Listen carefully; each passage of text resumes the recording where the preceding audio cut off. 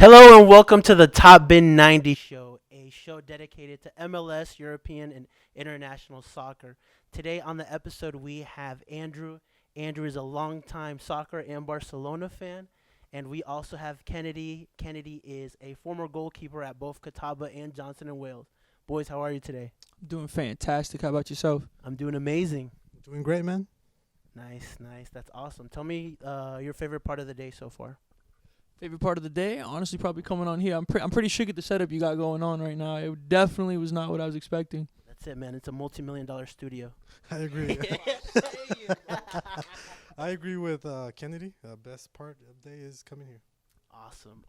Well, one of the things we want to do on this show is kind of highlight things going on in the soccer world. So I want to start off talking a little bit about the Premier League and what you guys are seeing there. I know I'm super pumped because I'm a big Liverpool fan, and we started the season amazing. I mean, you couldn't have asked for a better start. 3 out of 3 wins. So that's what I'm saying. And then you got Everton gunning for you too right now. Yeah, but they're not going to be as consistent. That Merseyside derby is going to be different this year. I'm telling you, it's going to be the best one they've had in years. It'll be different, but they don't have the depth that we do. If James gets injured or Dominic Calvert-Lewin gets injured, they've got some serious making up to do. Oh, yeah, and that's the thing, though. And, I mean, they have to understand that injuries are going to come into play this season just because the Premier League season is so long. And without that depth, it is going to be a bit hard for them to get, like, fresh legs, I think. 100%. But I totally agree. I think Liverpool is a better team right now. I do like Everton, how they've been playing. But I do agree. I agree that Liverpool has a more depth in team. You know, they have more strikers, wingers. But I honestly think it's going to be a race between City and Liverpool. Really? Yeah. Let me give you my perspective on why no one's touching Liverpool this season, right? At the beginning of the season, they said that there was going to be 3 title contenders. Everybody could unanimously agree that it was going to be Chelsea, Man City, and Liverpool that were gunning for the title. Chelsea because of all the signings that they made. They spent the most in the transfer market. And then you have Man City, who's been up there with Liverpool the last couple of seasons. They've been tossing and tugging that title. But after 3 match days, Chelsea looks super inconsistent, right? They've 4 points out of 9. That's a lot of points lost just to start off the season if you're looking to challenge for a title, right? Man City, I saw them against Leicester. Leicester put 5 past them. So as good as they are up top, they're not that good going back. yeah, James Maddison scored an absolute You saw that? screamer. Edison got sent back to Brazil. He really did. And we've already played 2 of the top 6 teams, and we've won against both of them. And I feel like out of all the teams, we have the best squad depth. If you look up top, we've got Salah, Mane, and Firmino. If you want to take one now, we can put in Minamino or we can put on Diego Jota now. So, I mean, like, there in the defense, we look great. We were missing both Matip and Gomez for the Chelsea game. They put Fabinho back there, and he looked just as good as Van Dijk. Oh, yeah. I mean, but last year they were running Fabinho back at center back for a little bit. Yeah. I mean, it was just interesting what he could bring to the center back position. Yeah. Because he's such a defensive midfielder naturally that he's almost like a playmaking center back. He Like, really he can take is. the ball back, and a lot of center backs, you know, they don't really have that range of passing that he does because he's in the midfield mainly. So he's just coming out of the back, just pinging balls left and right. Yeah. Just on the money every time. I think in that position, that 6th position, the best one is Kante. But Fabinho is probably right up there with him. I think he had a better season than Kante last season. I think Ndidi's nice too. He is. Ndidi, honestly, you probably couldn't have got a better follow-up to Conte. Yeah. Especially probably for the bargain they got for him. I can't remember the transfer fee they paid for him, but he's doing his job. It's interesting how Leicester style. Yeah, it's interesting how Leicester lets these players go, and then they do a great job of recruiting, man. Because look, they've got Ndidi, they've got Soyuncu now, that defender. Like, they could sell him for top dollar after they just sold Harry Maguire to Man United a season or 2 ago. $80 million for a fridge. He's absolutely terrible. He really is. He's and it's like. And I don't think he's a bad player, but it's just whenever you come to a club like you went from Leicester to Manchester United, and not only that, you went for $80 million. Yeah, there's like an extra pressure. That's a lot of added pressure. Not only that, Ollie gives you the captain band. So my first season, I'm captaining Manchester United, and I think that says a lot about the team in itself right there. Yeah. That you're going to give the captaincy to a first-year player. Yeah. So, And, I mean, you know, we don't know how he is in the locker room. yeah, But, that's true. I mean, he just got arrested on holiday. So, yeah. Like, Which, I mean, he improved that Man United defense because it wasn't that good to begin with, but he's not an $80 million defender. No, that was one of those things that Manchester City just threw that. Not Manchester City, sorry. Manchester United threw that in there Yeah. just to secure the bid. Yeah.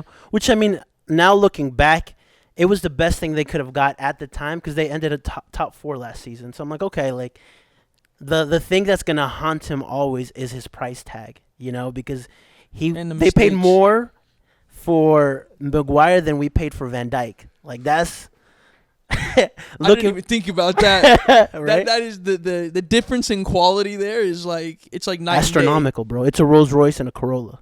I just called Maguire a Corolla. I would give him a 328i at least. Like he's He's more like one of those safe vehicles, bro. You know, like good on gas, but like eventually it'll break down on you. So he's like year 6 into a Tesla. Like nice. I think he was expensive. Maguire coming from Leicester City to Manchester United. I do think Van Dijk is the all package. 100%. Personally, I think he's all package. One of the things Harry Maguire was criticized, I believe, was because his speed. Yeah. He's not so fast. He's really good with the ball in the air. Yeah. But he's not so much. That big fast. head. Yeah. Yeah, you could say that. Yeah. And then by Van Dijk, man, he's a monster, man. 100%, bro. I really like The best defender in the world. Who would you take? I Him, agree. him or Ramos? I think Van Dijk right now is on form. Yeah, form-wise. The thing with Ramos is he does a lot of penalties. Yeah. So I think that's why He gets a lot of red cards, too. Yeah, I think he's a good player, but I don't consider him. I personally don't consider him top defender. Really? I personally think that. I feel like he's in the way. Here, He's, I guess the way you looked at him. I would love to have Ramos in Newcastle. I mean, the thing with Ramos is like I feel like he might be overhyped because of the goals. He's really good at penalties. Yeah. But I kind of agree with what you said with the red cards. I think that's one of the things that for me personally I don't like about him. Okay. He always makes fouls. He always gets red cards. So Would you consider him world class? a little bit above there, I guess you could say. I don't know. Okay. That's my personal view, you know. Gotcha, okay. Yeah. I mean, in my opinion, like Ramos is just it's like beyond like his player qualities that's always gonna make him world class. Just like what he's like done for Madrid is just insane. Yeah, I will. And whenever you want to go, somehow he always gets it from the corner. He's good. Yeah, he's good. He's Oh, good. yeah. Like I on that part I don't because like he makes those goals, you know, with the head. So 100%, yeah. Yeah. So sticking to the Prem just right now, who do you guys think will? Because obviously we all agree that Liverpool is probably gonna win the title or is probably the heavy favorite. We can say that, right? Oh yeah, no, 100%. Yeah. Because like we were saying, touching up on depth. I mean, dude, like if you look at like Carabao Cup and like domestic league cups, they're not even playing their starters half the time. And we won Just the 7-2 score, last yeah, the week. scoreline they're putting like Curtis Jones had a ball out game, Yeah. man of the match performance, Yeah. no doubt. Mino did good too. Now, who outside of that, there's been some interesting signings in the Prem this season. You know, James going to Everton. They're already looking silky with him. They look like a totally different team. And now you got Gareth Bale coming to Tottenham. And so Tottenham, up to the last 2 signings that they made, I was like, they bought regular players, to be honest with you. But with the signings, with Gareth Bale and the left back from Madrid, Sergio, I think they're going to be looking good. So who do you guys think is going to have a better season? James at Everton or Gareth Bale at Tottenham? I think 100% James at Everton. Like it's a Why? no-brainer because he has no competition. There's nobody that can dismantle him. If you look up at Bale, you got Lucas Moura coming, and I mean he scored a hat-trick in the Champions League semifinal to take them to the final. He's just but balling. it's Gareth Bale. Yeah, I mean, but at the same time, Bale has expectations to live up to. So does James. James doesn't. Everton has not finished in a Europa League or Champions League spot in like 8 years at least. Yeah. So at the same time, you have like you're expected nothing of you. You're just supposed to live up to your price tag, which he's doing. Like out of the gate, I remember like his debut game, just pinging passes like left and right. Like he's been in the league for forever. Yeah. And you got to take into account he's Ancelotti. Ancelotti's brought him 3 different places. That's it, Real man. Madrid, Bayern Munich, and now Everton. So it's like an ex-lover you can't let go. Huh? Yeah, exactly. Ancelotti hit him up on Tinder. He like swiped. He got him. Yeah. That's awesome. Well, I would agree with you. The only thing that I think when I think of James is I've never seen him complete one full season being a consistent great player. Even at Madrid, when Ancelotti had him, there was periods where he kind of phased out, And so with Gareth Bale, similar thing at Madrid, but I think he's shown that he can be quality for a whole season because he did it at Tottenham. With James, I can't think of a team that he played for regularly, even at Bayern, I think he played at Porto and Monaco. Like, he had a great World Cup, but a World Cup is a month, right? When you're playing in the Prem and all these other leagues, like, you got to do it for a season, which is different. I mean, yeah, whenever you take into account, like, he does have a high injury-prone rating, but at the same time... So does Gareth Bale. Yeah, that's what I was about to say. I was about to say Bale's been... I'm not going to say just about as injured, but he's been pretty injury-prone himself. Yeah. I mean, he's been at the golf course half the time, bro. He doesn't... Soccer's not his sport. Let's just be realistic here. It is, but it's definitely not his favorite pastime. Yeah. Bro, did you see the Spurs, I think, or Tottenham's owner or, like, director of football took him out to play golf? And then that's whenever he, like, decided to sign for Spurs. Dang, I did not hear that. Yeah. Yeah, I'm pretty sure Daniel Levy took him out to play golf. He's I like, could be listen. mistaken. He's like, listen, on the weekends you'll play in the Prem, Monday through Friday you'll be at the golf course in London. Yeah, for sure. That's what convinced him. Maybe that's what convinced him to come to Spurs. I know it's a bit colder here, but we can make accommodations. You can get a whole like par 3 in your backyard. Nice. What about you, Andrew? Who do you think is gonna have a better season? So, I think Bell's top class. The problem with Bell is the consistency and the injuries. Yeah. I feel like if it weren't for the injuries, I feel like the guy, like, I remember this one, and I know I'm a Barca fan, but I have to admit, like, Bell, I remember there was a Clásico game with Barcelona, and this was back when Bartra was playing. Oh, yeah. You remember that? He got smoked, bro. Oh, my God. And that's when I realized, man, this guy, if he's fit, this guy can play. Yeah. Well, when Real Madrid signed him, he was probably top 5 best players in the world at that time. He was. I believe. If you really think about it, I believe at that time he was one of the top. He was the most expensive player ever bought, and above Ronaldo. Yeah, I agree. So, I think James is. I think both of you guys are right in the way. James. The problem with James is that you're right. The consistency. Like, I feel like both players are great players. Yeah. But the problem with both of them is sometimes, like, the injuries catch up to them. So, but I personally think Bale's a more complete player, I guess you could say. Yeah, 100%. I would agree with you. It's just he's, like, have you seen how fast he is, man? Yeah. Oh, my God. He's fast. You think he's lost some pace, though? Because he's in his 30s now. I don't think so. I mean, I don't think so because too much golfing. Yeah, maybe. I don't think so though, because if you think about it, when he plays, he's fit, man. That he goes straight fast, man. Like, that's true. And he passed. Like, did you remember the Champions League against Liverpool? Unfortunately, that one yes. Goal, I'm sorry, man. I'm sorry. I know you're a Liverpool fan, but what a goal, man. Like, what a goal. Honestly, I feel like Karius could have done something. The thing is, you didn't even expect that coming from. Yeah, like you didn't even expect that coming from him. Like, yeah, like, I don't know. And that's why I think he would have a better season at Tottenham because he can be a playmaker. He can run down a wing and he can give you. He is one of those players that can do something unpredictable. No, yeah. James, I don't think can do that level of unpredictability. See, the thing with James is he's like a.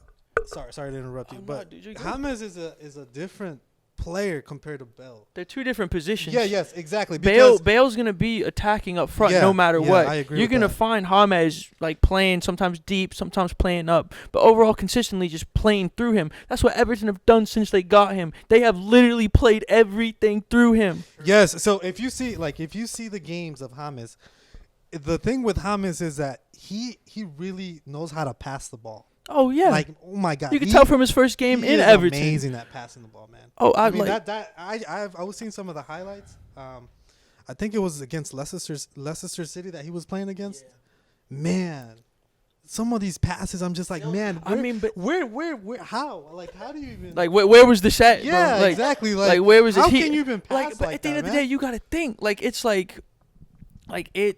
they're playing two totally different positions, but I think this touches up also on like James is more relaxed than Bale right now because I feel like That's true. He there's doesn't have the pressure. there's no expectations. Yeah. Like Everton is just gunning for like a top 10 position. Let's be honest here. And I think right now it's going to be between them and Wolves for the sleeper team to get up in that Europa League spot because Calvert-Lewin right now, he's got 5 goals, scored a hat-trick, not last game but the game before, I believe. And I mean, he's in fine form. Honestly, I wouldn't even say top. I would push them for a top 4 push because, I mean, Man United's not looking good. Tottenham is. Chelsea's not looking good. Chelsea's not looking I wasn't expecting that. And you already have one of the things that I've seen with the Premier League is that it's so important to get off to a good foot, right? Like the last champs, the last 5 years, both Man City and Liverpool have just blown it away, right? The only team I can think of that didn't blow it away right at the beginning was that Conte Chelsea, and we'll get into that a little bit later, because they weren't that Conte team. No one was expecting them to be champs that year. And he figured out his system of defense and how he played everybody, and they grew into a champion team. Outside of that, when the last couple of leagues that Man City has won, the Liverpool league that we've won, like we've blown it away, right? Since the beginning, like most of these teams lost 2 to 3 matches in their championship season. I believe we lost 3 games last year. You were unbeaten for a majority of the season. So like.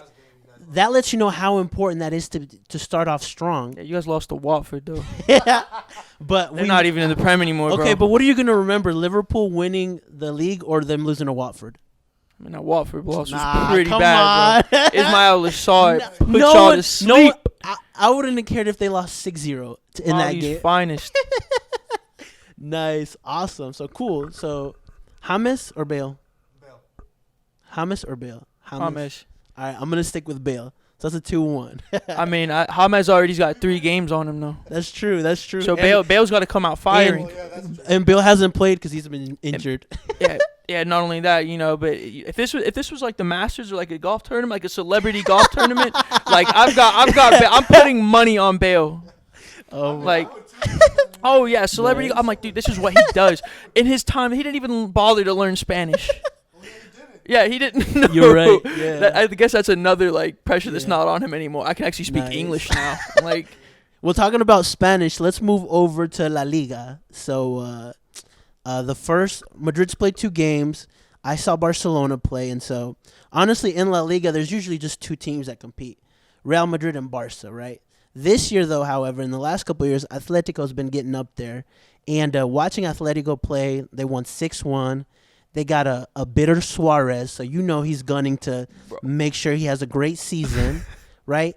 And what I don't like about what's going on with Barca, because I'm a big Barca fan too, is people overplayed what's going on with them. Like the team is in shambles.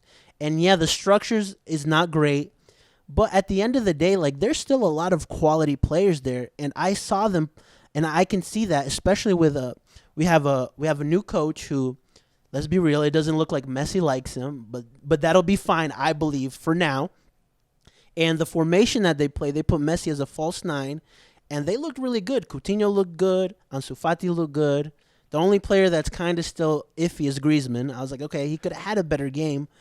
I think the one thing that Barca's missing is a good striker now. I mean, and like with that Suarez place vacant, Yeah. like that's kind of like it's either gonna be Coutinho, I feel like, or it's gonna be Griezmann, like gunning for that starting position now. Yeah. I feel like so. I mean, it's good competition. I feel like, but then you have Ansu Fati too. Ansu Fati's gonna be the my truth. God, yeah. He is. He's the person next to after Messi to take Barca. It's insane. What did he score? 2 goals and like 2 goals. I forgot And the amount of time, but like it was he pretty looks fast. like he's been playing in the league for 5 years, bro. And that's what I'm Honestly. saying. At And- 17, he's already got 10 goals. And- Messi had 1. And that's what I'm saying. And at the end of the day, it's like some players can just come in and just dominate like he has. But at the end of the day, he's had the best mentor in the world, arguably the best mentor in the world. That's true, And man. I mean, it's kind of like I feel like it's like a Ronaldinho Messi situation. Yeah, I was thinking about that the other day too. I was thinking about that. It's crazy how now that Messi's almost at the end of his career, now this kid is popping up out of nowhere, and I feel like guess who's guiding him? Messi. So it's kind of it's crazy how things change. Because Ronaldinho helped Messi, and now Messi is helping Ansu Fati. Yeah. So I think it's crazy. I'm a huge Barca fan, so I think with the whole, I agree with you with the whole structure thing going on. I think there are problems at Barcelona right now. But then you look at Real Madrid. They didn't play well both of their games. No, so and they look like they're lacking a lot. You know, honestly, to me, Benzema is not a top striker. He has good seasons, but I don't think he's not even in my top 5 best strikers, right? That's my personal opinion. I would take Aguero over him. I would take Lewandowski over him. I would take Suarez over him. I would take Harry Kane over him. I mean, I can name you players that I would take over Benzema.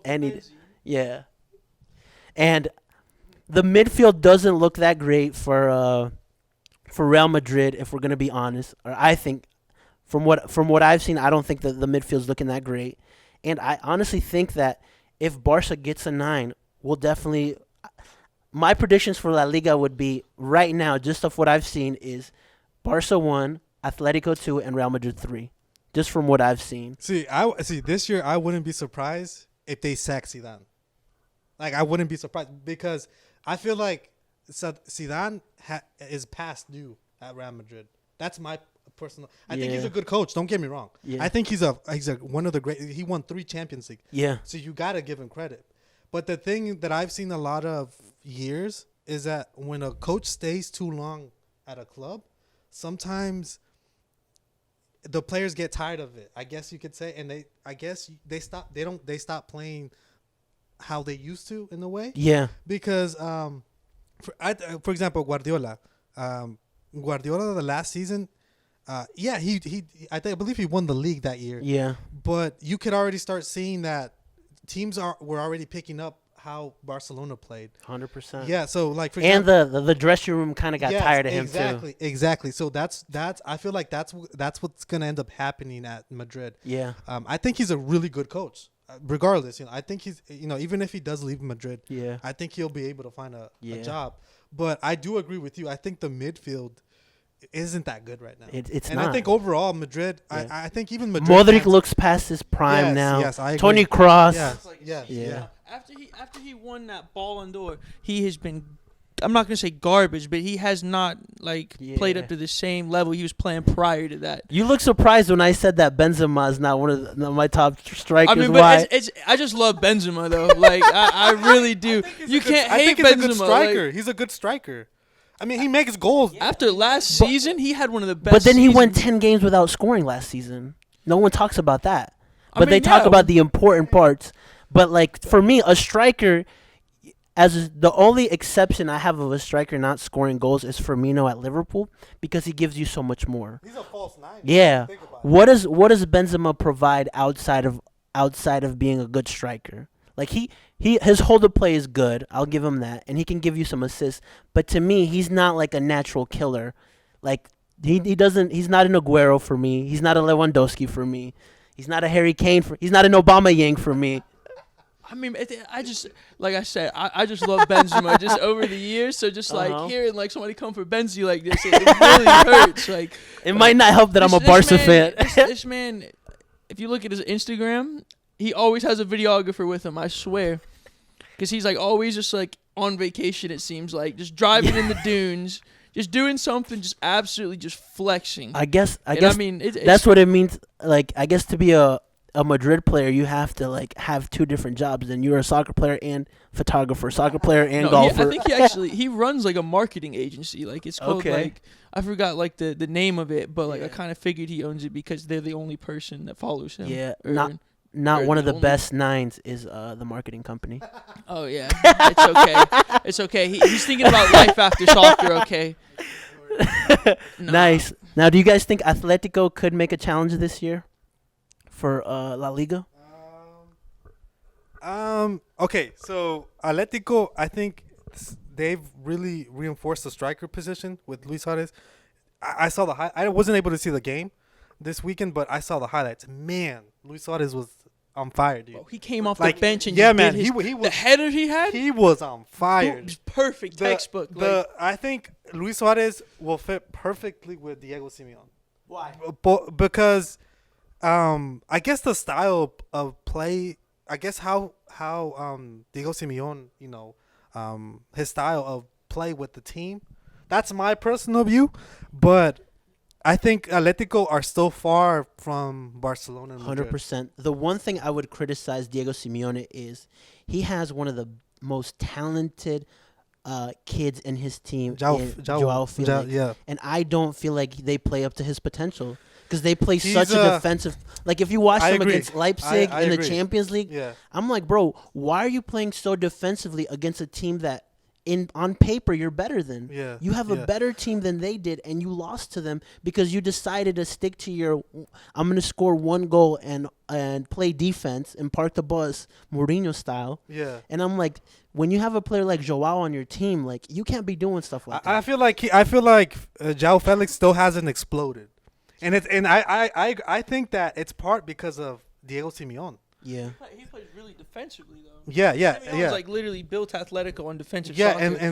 And he just so happens that, he's just very gifted with attacking players for a while. Like whenever he had Griezmann, Griezmann literally was Atletico for like 3 seasons. Yeah, but did you notice though that Griezmann fit perfectly into his system perfectly. Yeah. Like Oh, that yeah. that was That's why and that's whenever why he it, left, it- I yeah was yeah like, yeah and why that's are you why leaving? you see now that it's very hard for Griezmann when he's gone to Barcelona. It's a totally different system. It's nothing like Atletico Madrid. So I feel like that's why Griezmann, it's hard for him to adapt because it's like you said, it's with Diego Simeone, it's a defending system. Oh yeah. And then Jan Oblak's been defending with them Barcelona's a tiki taka, so they're totally different. They're not the same. But I do think that Atletico Madrid is way far. I mean, if they could get a little bit more players, I guess, I feel like they would probably be up there.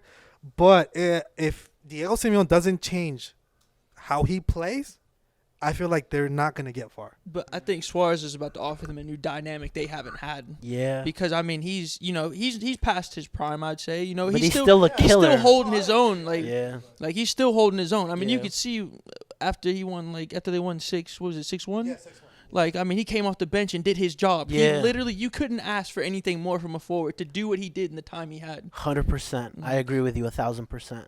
Yeah, I mean, that's the only thing. I don't see Atletico being as consistent, and I still see, like, people think maybe it's because I'm a Barca fan, but out of those three teams, I still see Barca the best. Because number one, they got the best player in the world in Messi, and number two, watching that very first game, you can already tell that Coleman has told these players you're gonna run. The midfield looks way fresher now. Last year, I feel like the team looked very lethargic. Like the ball wasn't moving at a faster pace. And when you have somebody like Ansu Fati, when you got De Jong, you got like young, spirited players. You got Coutinho who wants to prove himself. Like, I'm like, okay, I can see this team challenging. I can see this team winning La Liga. Don't know about Champions League. I still feel like there's 3 or 4 teams that are better than them, but I could definitely see them win La Liga. That's another question I wanted to ask you. Uh-huh. How do you feel about Coleman taking over? You know what? It's very tough. I can give you a straight answer after our first season. Right now, I kind of like it. There's things that I like about him. Like, one of the things that I like about him is that he wants to add that discipline to Barca. which we've lacked a lot. Like that's what I was saying. Like players look like they're in better shape, that they're running more. Like under our last two coaches, I feel like everybody kind of just did whatever they wanted, right? Because you're Barcelona, like yeah, and these coaches didn't have the clout that other coaches have. Neither does Coleman, but Coleman has respect because he was the guy who scored. He scored the goal to win us our very first Champions I was about League. to say, he like came from Barcelona. Yeah. Like I feel like any manager that like whenever Guardiola came back to Barcelona originally, Yeah. he brought something new because he wasn't doing this just for like the check. It's like he had genuine love for Yeah. the club, and I feel like you can say the same thing with Coleman. Yeah. Like it's like literally coming back and you feel like you have to like give something back to them. I Yeah. feel like, and I But feel the like, one thing I don't like about Coleman is I'm not. I mean, we're obviously not there, but I think his player management is something he needs to improve on, because I mean, you can't just call Suarez and say you're out, if that's true or not. Can I say something? All right. So if he popped up in the press conference Yeah. I think yesterday or the day before, and he specifically said that he wasn't the bad in the movie. Right. It would be. That's how you say it in English. But he said it after they sold him. I understand that, but I think it wasn't. I think the board of directors already had it planned even before Koeman came in. I think from the 8-2 from Bayern Munich, Yeah. I think the board of directors knew who they were going to cut. Yeah. You know, Rakitic left, Vidal left. Yep. Now Suarez. Semedo left. Yeah. Semedo left too. did you hear why they let him go so cheap? Because whenever he was there, he told him, he was like, if you don't let me leave, I'm going to expose everything you got going in I the saw back that office. too. And at that point, they were like, all right, we're just leave. Like, That's what that shows me. Like the thing is, like we have a great team, but there's so much turmoil inside the club that you're like, God, like those small things, it's what changes leagues. I mean, before COVID, we were up top in the league. After COVID, Real Madrid caught up to us and eventually passed us. And like honestly, I don't think Madrid won because they were a great team. They just were the least worst of La Liga last year, because they got beat by Man City in the Champions League, and Man City didn't look that great. But Real wasn't that good, you know. oh, yeah, no, 100%. I mean, don't get me wrong. I was glad Benzema got another title, you know. But like, and he showed that off, dude. Like, he took full credit for that, no doubt. 100%. He was one of their. I mean, I'm gonna give him credit. He was one of their important players to win that league. Oh, Like, I'm not gonna take that. I think from he him. scored one of the goals of the season, if not the goal of the season. Where Which the ball one? got passed in and he like hit it over the one guy Oh and then yeah, hit it with the left foot. Yeah. Like that's I can't like stress any more than that. Than like that's what you get from Parm Benzema. I got Like and that's and. Oh no! I mean, it's okay. It's He'll give okay. you. He'll give you. Oh, in like the next game, he dropped that silky back heel assist through the guy's leg. Like it's.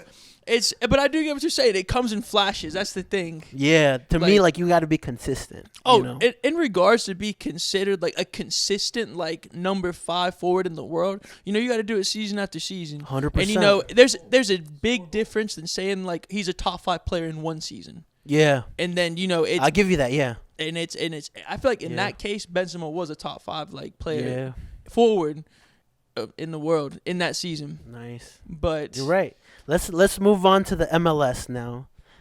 Charlotte, we're getting our team. It's coming in 2022. It feels like forever still. But one of the things I wanted to ask you guys is, you know, in Europe, every country has top clubs, right? Like in the Premier League, you've got your Chelsea, Liverpools, your Man United, Man Cities, and La Liga, you got Barca, you got Madrid. Here, we don't really have that, but you do see teams that have more popularity than others. Like LAFC is probably a pretty popular team now. I mean, you're in LA, bro. LA Galaxy, yeah, I'm saying, like, yeah. So No, you're in LA. like, you're like probably, No, but I agree. I guess you know. yeah. So my question to you guys is, how can we become a big MLS team? How can we be considered a big MLS team? Because the most attractive things for players outside of the club is the cities that they live in, right? Like Charlotte doesn't give you what Miami, what LA, what New York gives you. So what can we do as a team to kind of put ourselves in a position to be considered one of the best teams in the MLS? Okay, so I am going to leave I agree with you. I think the city does play a big part, but I also think that in order for Charlotte to grow, like the club wise, I think they need to bring. I wouldn't say top players. Like for example, Inter Miami right now with David Beckham. They recently just got Matuidi from Juventus, and they also got Higuain from Juventus.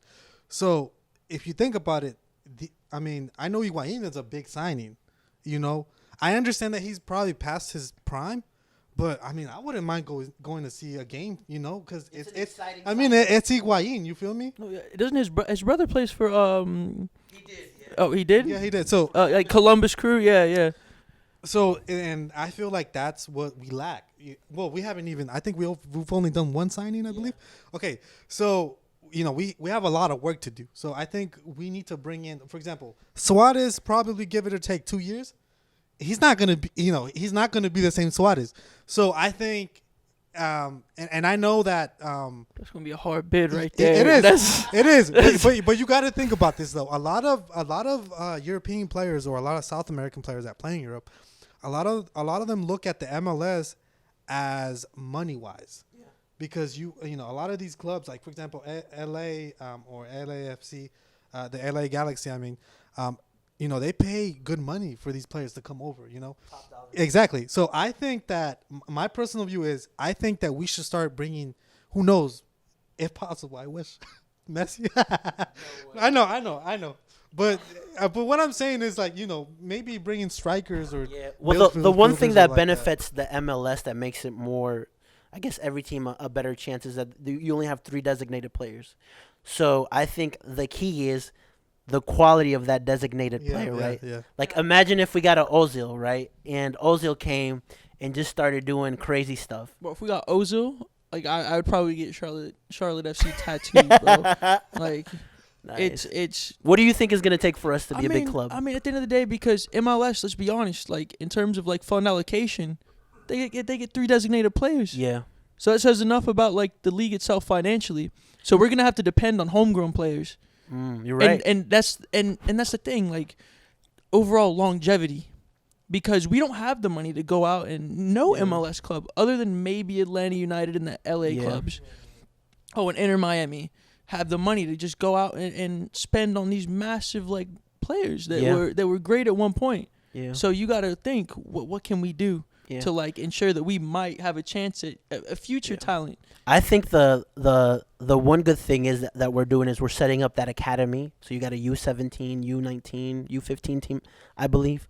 Charlotte FC does. So that's good. So you're bringing in prospects, and this area that we're in, the Charlotte, Raleigh, these areas, a lot of good players come through here. I know.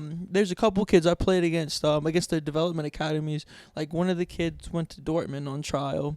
Yeah. Another kid went to Ajax. So and it's just this whole. So this is one of the most competitive cities in terms of soccer out of the South. I feel like you got the three big cities. I feel like or big states are Florida, Georgia, and then North Carolina. Yeah, you're right. Actually, I never thought about it from that perspective. You're right. And I think if we could do a great job of finding those talents, because when you think of Brazil, you think of Sao Paulo has produced a lot of amazing players for Brazil, Paris and France produce. And I'm not saying that we're that kind of caliber, but I think in this area we could find raw talent you just put them in a system where all they have to focus is becoming good players, and then we feed them off. We could be like the Eredivisie of this area, right?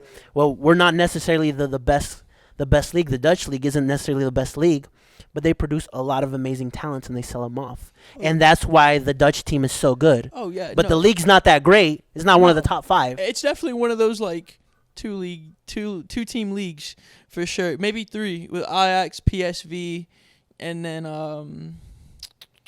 Feyenoord. I think that's how you say FC Twente sometimes does something. Every once in a while. Yeah. But at the same time, this development academy, this offers a whole different opportunity for other people, 100%. because before you had people coming from all over the country trying to make that Atlanta United academy. Yeah. So they had they got the chance to pick from all the best players that were coming from all over That's the country. very true. You're right. And and at the same time, you have a brand new DA coming. Yeah. So that's going to filter in players from South Carolina. That's going to filter in players from all over the place that don't have a DA to come play for. You're right. So if we narrowed it down, I would say finding from the designated players that we've get, finding some quality players that I think one of them needs to be a star. Yes, right? Just for the perspective of like, oh, okay, like I want to go see this player. Even if they're not great anymore, you still want to go because you reminisce about them when they were in their prime. So you would go for that. Another one would be a player who has some youth in them, but you could tell that he's ready to go, right? Kind of like when Jovinko came from Juventus, like he was still in his quote unquote prime, and the third designated player, I don't know, I would grab somebody from South America. Oh, bro, we got it. I think we need to get somebody from Charlotte. Like, we need somebody because, like, I feel like if we get, not the designated player, Yeah. but I feel like if we get somebody from Charlotte that can be a focal player, like, that's just going to be a whole new love because that's man. like he's one of us. We'll just go watch people play pickup at Matthews Sports Complex Oh. and find somebody. Oh, we're going to be taking notes. Full on trench coat. Can I say something? All right, so I agree. I'm glad that I've actually seen pictures on Instagram about the academy, about the players playing and everything.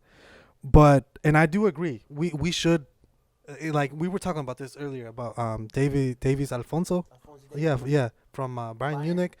Sergino Dest, that supposedly in a couple hours is going to become a Barcelona fan, I believe. So I agree. We should have homegrown talent. But wouldn't you want to, like, so if you're telling me, for example, and I'm just putting an example here. If Cristiano Ronaldo comes, and it's an example, I feel like we would attract more people.